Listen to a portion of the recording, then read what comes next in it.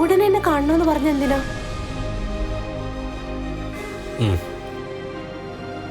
എനിക്ക് നിന്നോട് ചില കാര്യങ്ങൾ സംസാരിക്കാനുണ്ട്. എനിക്കൊരു പ്രധാന കാര്യം പറയാനുണ്ട്.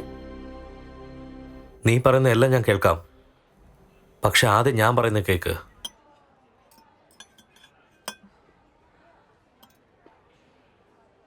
ഒരു റിലേഷൻഷിപ്പ് മെയിൻറ്റെയിൻ ചെയ്യാൻ വളരെ പ്രയാസമാണ്, പക്ഷെ അത് ബ്രേക്കപ്പ് ചെയ്യാൻ വളരെ ഈസിയുമാണ്.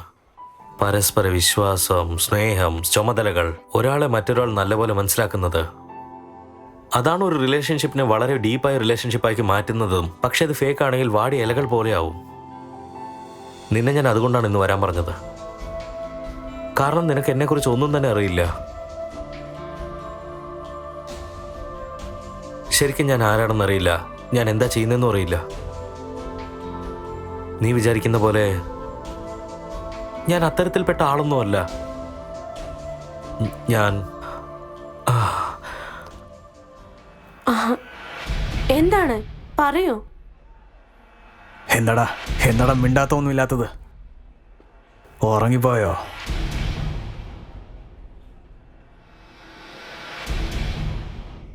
സമ്രാട്ട് ഉറങ്ങുന്ന സമയത്ത് പോലും ഉണർന്നിരിക്കും. സമ്രാട്ടിന്റെ കണ്ണിൽ ആർക്കും തന്നെ പൊടിയിടാൻ പറ്റില്ല. നീ ഇവിടെ? ഡോക്ടറിന്റെ ഡ്യൂട്ടി ഇപ്പോഴൊക്കെ ഇവിടെയാണ് നടക്കുന്നത് അല്ലേ? ആരോ പറഞ്ഞത് വളരെ ശരിയാണ്. Everything is fair in love and war. നീ ശരിക്കും ആരാണെന്ന് അവൾക്കറിയാവോ? അവളുടെ അടുത്ത് പറഞ്ഞോ? എന്റെ ചോദ്യം അല്പം തെറ്റിപ്പോയി.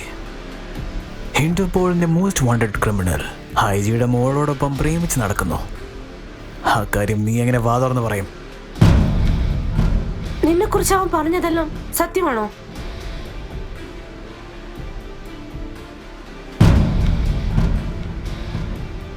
യെസ്, ഞാൻ സമ്രാട്ടാണ്. But I really love you. അത് പറയാനായിട്ടാണ് ഞാൻ നിന്നെ ഇങ്ങോട്ട് വിളിച്ചു വരുത്തിയത്. You are right. Everything is fair in love and war. But ഇനി ഒരുപാട് കളികൾ നമുക്ക് കളിക്കാനുണ്ട് mister Raja Chaudhary. You are under arrest.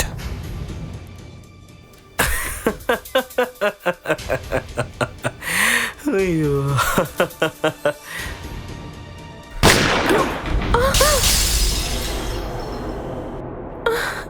സമ്രാട്ട്!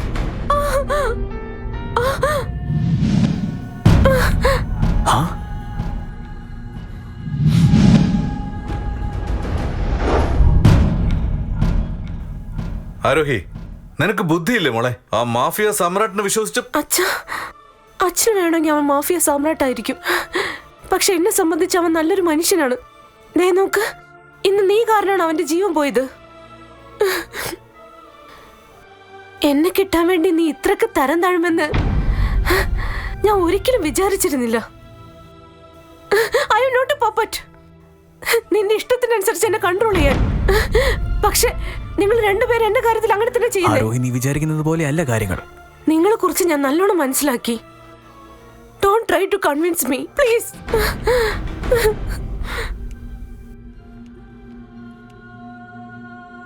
എന്താ നിന്റെ അഭിപ്രായം? സമ്രാട്ട് ഇപ്പോഴും ജീവനോടെ ഉണ്ടോ? സർ, സമ്രാട്ട് അത്രയും എളുപ്പമൊന്നും മരിക്കില്ല. എനിക്ക് അവൻ ജീവനോടെ ഉണ്ടെന്നാ തോന്നുന്നത്. Are you sure? അവന്റെ ഡെഡ് ബോഡി ഞാൻ കാണുന്നത് വരെ, ആ നിമിഷം വരെ ഞാൻ അവൻ മരിച്ചു എന്ന് വിശ്വസിക്കില്ല.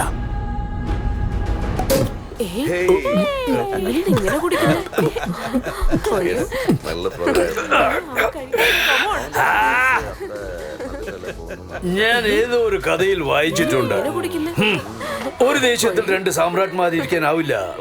System change. പഴയ സാമ്രാട്ടിന്റെ കഥ ഞാൻ അവസാനിപ്പിച്ചു. ഈ നിമിഷം മുതൽ ഞാനാണ് ഈ അധോലോകത്തിന്റെ സാമ്രാട്ട്. ഞാനല്ലാതെ ഇവിടെ സാമ്രാട്ട് എന്ന് പറയുന്ന വേറെ ആരും ഇല്ല. ഇനി നമുക്കൊരു ടെൻഷനും വേണ്ട. ഇനി ഞാൻ എല്ലാം പൊളിച്ചെടുക്കും, നോക്കിക്കോ. എല്ലാരും ചെല്ല്, അടിച്ചു പൊളിച്ച് ആഘോഷിക്ക്. ജീവിതം അടിച്ചു പൊളിച്ച് ആഘോഷിക്ക്. Enjoy, come on.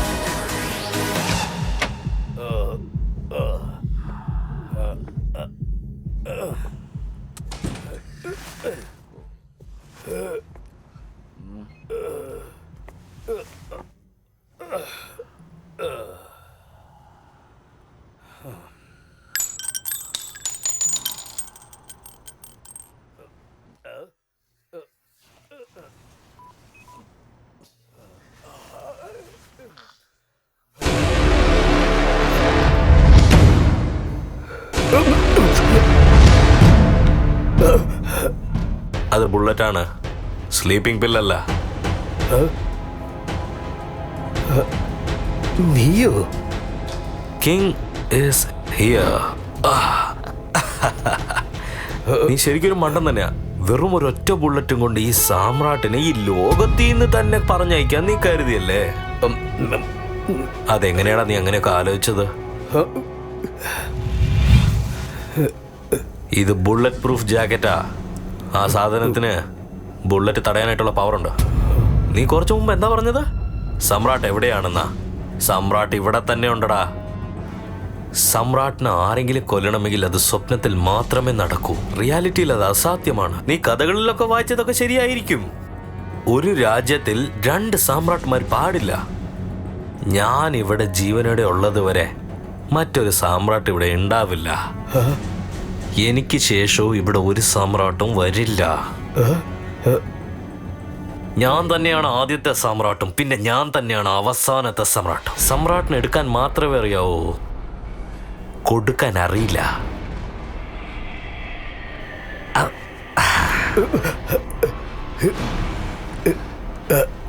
പേടിക്കണ്ട പേടിക്കണ്ട പേടിക്കണ്ട, ഞാനിപ്പോ നിന്നെ ഒന്നും ചെയ്യത്തില്ല. അത്ര ഈസിയായ മരണമൊന്നും ഞാൻ നിനക്ക് തരില്ല. അതാണ് നിനക്കുള്ള ശിക്ഷ. നീ എപ്പോഴും ചാകാനായി തയ്യാറായിരിക്കണം. പക്ഷേ ഞാൻ നിന്നെ പെട്ടെന്ന് തന്നെ വന്ന് കൊല്ലും. ആ ഒരു നിമിഷം നീ വിചാരിച്ചിട്ട് പോലും ഉണ്ടാവില്ല. അതാണടാ ഈ സമ്രാട്ടിന്റെ സ്റ്റൈൽ.